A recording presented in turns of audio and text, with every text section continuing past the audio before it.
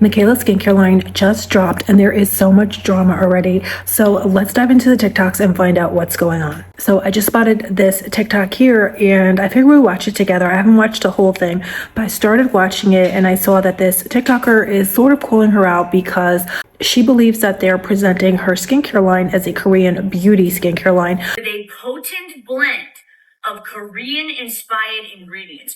So Mikayla just launched her new skincare brand called Point of View. She's really highlighting the fact that it's made in Korea with a potent blend of Korean-inspired ingredients, worked alongside Korean chemists, packaged by Korean hands. And so now people are calling it Korean skincare. And as someone who is a K-beauty content creator, it got on my radar and I'm like, no, this is not considered Korean skincare. And you might say, Mikayla never called it Korean skincare. But when you have Mikayla, the brand founder, liking comments like this is so exciting, not only a skincare brand, but a Korean skincare brand, Elite, and even responding with fire emojis. All of the comments thinking that it's Korean skincare, liking, commenting. It conveys this message that, yes, this is a Korean skincare line, without explicitly saying it herself. In marketing, this is something called strategic ambiguity. It's allowing her followers to perpetuate this misleading narrative without explicitly saying it herself.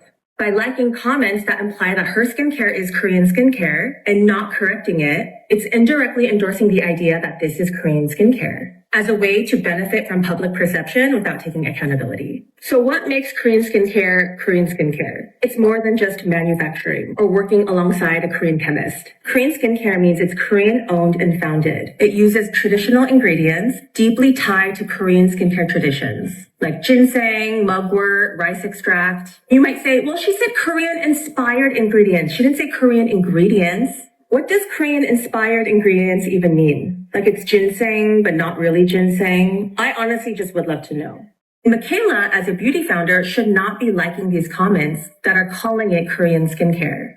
It's a way to capitalize on Korean skincare's popularity and credibility without having to justify the claim. Korean beauty brands and founders have worked too hard to build global recognition and then have a white influencer mislead her followers to believe that this is Korean skincare. The reason why I'm bringing this credibility without having to justify the claim. Korean beauty brands and founders have worked too hard to build global recognition and then have a white influencer mislead her followers to believe that this is Korean skincare. The reason why I'm bringing this up is I just want to nip this in the bud now. I don't want other beauty founders to think this marketing tactic is okay and ride on the coattails of K-beauty because it's not okay. Wow, guys, she really had a lot to say there. What do you guys think? I also feel like, I mean, how could you not feel that way? They keep saying this is Korean, ingredients made in Korea, constantly pushing that narrative and that wording, Korean. So they're trying to get you to think that this is a K-beauty product made by, I guess by Mikayla. But what do you guys think now? Let's see what people are having to say about that. So these are some of the comments that TikTok received. Morgan wrote, "Yup, it's ripping the cultural part of K-beauty and just using buzzwords for marketing purposes." Another TikToker said, "So it was manufactured in South Korea, but she's trying to use South Korea's skincare popularity to boost herself." Now, there is also another drama with Mikayla because people were saying that she actually, I'm just looking at my screen here. Apparently, I guess people were commenting, this is one comment here, but people were saying, is it fragrance free? And then they were saying yes.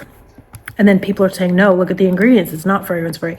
But here it is, I gotta try to find it, but it was on the website where it said fragrance free. And then when you look at ingredients, it said the fragrance was an ingredient. So let me just pull that. Oh, here it is. So somebody on Reddit posted where they said under the on the website where it says ingredients and benefits, one of the questions was, are your products fragrance free or suitable for sensitive skin? And then the, Mikayla's company, Mikayla, whoever's running the website, wrote, all of our products are fragrance-free and safe for sensitive skin.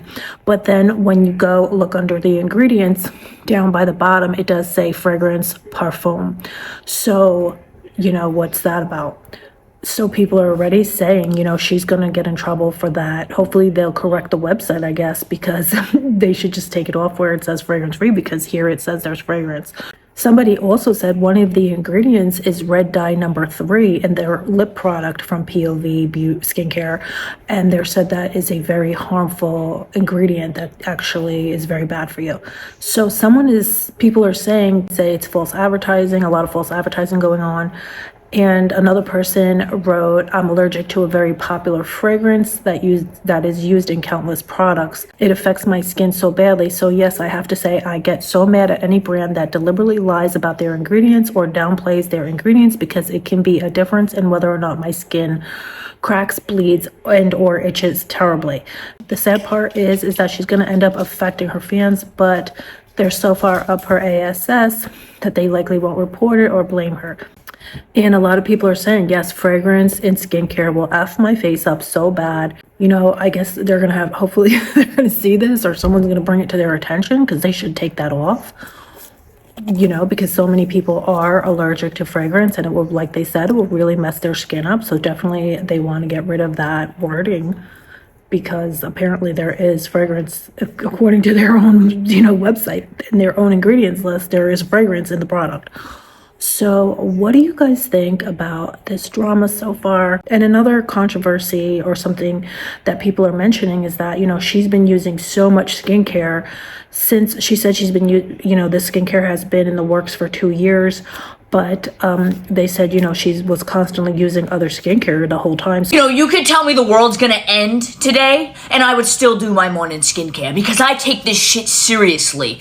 Always start with a serum. Lately, my go-to has been Caudalie Vino Perfect. This is gonna hydrate. This is gonna help with dark spots, discoloration on the skin. This is a major reason I was able to get rid of a lot of my acne scars. This is worth every penny. It's one of the best skincare products I've ever used. I mean, it is so beautiful. And I've been really into milky toners. Normally, I use the Tia Milk Toner. This gets a lot of love. I want to try this new one I got from Beauty of Joseon. It's the Glow Replenishing Rice Milk. These just feel so refreshing on the skin. It wakes you up in the morning. It makes your skin so smooth and soft. And the glow that it gives the skin, that instant hydration, like, look at the skin, oh my god. And I'll go in with some sort of moisturizer. Tatcha has been my go-to for years. I love the water cream and the dewy cream. I typically go for the water cream because I am layering so many products. It's nice and light. Don't forget the neck and the chest. And SPF, I have a few go-tos, but recently I've been loving the Beauty of Joseon one. I need my SPF to layer with makeup. Which means it can't pill, and I don't want it burning my eyes. See, I can get real close up here and it's not gonna burn. Honestly, for years I was scared to wear this much skincare because I thought it would make my acne worse.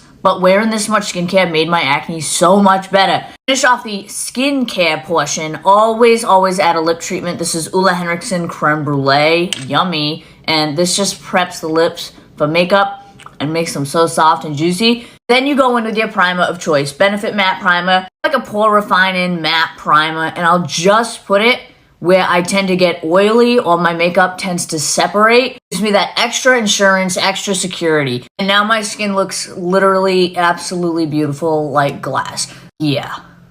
Don't skip your morning skincare. I will let this skincare set for 5 minutes minimum just to let it soak in before I go in with the makeup. I see a lot of influencers and creators, they'll say, oh, this is a product that I'm, working on. It's in the works. It'll be coming out, soon or in a few months or a few years. Apparently she never said that. She's been showing other products, selling other products to her fans this whole time, never mentioning that she was using anything else or anything was in the works. So a lot of people think that's very odd, which, it is. I think, if she would have normal circumstances, she would have been showing maybe, a plain bottle, no wording, nothing on it, and say, guys, this is something I'm working on. It's making my skin look good, maybe for the past year, but she hasn't been doing that. So people are really like, wait a minute, they made a list of all the skincare she said she's been using for the past, months and whatnot. It's just a few months ago, saying different skincare. The skincare is pretty pricey too. That's another thing that people had mentioned. They are going for about $30-something a product. I think one product is like $34. The prices just dropped from Mikayla Nogueira's new brand Point of View, and people are livid with these prices. Ooh. So let's get into these prices. For Drench It, it's $34. For Glaze It, $28. For Whip It, $38. For Drip It, $36. For Amp It, $22. Girl, what? I bet better look like Kim Kardashian after this skincare. Right. But the grand total comes up to $158, girlies. Ooh. So because of all of this, people are questioning, is Mikayla Nogueira's skincare brand or skin makeup prep brand really gonna be worth it for $158? And because of all this backlash, Mikayla and Point of View posted this video to explain the pricing. Ah, yes. A year ago, I was crying about going to Korea, but what you didn't know is that I seek. Girl. So the reason they're saying these are priced at this pricing is because this is clean beauty from Korea. But girls, what do you think about this pricing? And I'm still getting it to review it, so y'all better be ready for my review. Hopefully I can make my money back through the TikTok creator fund, but girlies, $158, her skincare better be skincaring. Let me know what you think about these prices and make sure to follow me right here for all the hottest tea. What do you guys think of the pricing? You know, I feel like her pricing should be a little bit less because it seems like, you know, people say she has a lot of teen followers. I would imagine her skincare, I would have seen it in the, you know, like $22, $18. $38 to me sounds a little pricey. But what do you, I mean, you know, what do you guys think though? Are you guys going to be picking up her skincare? Do you know anybody who's picking it up? Let me know your thoughts down below. Do you think that it's wrong to kind of, you know, lead people on and to think, are they leading people on to think that it's Korean skincare? What do you guys think about that? And that's pretty much it. So I will talk to you guys soon. Bye.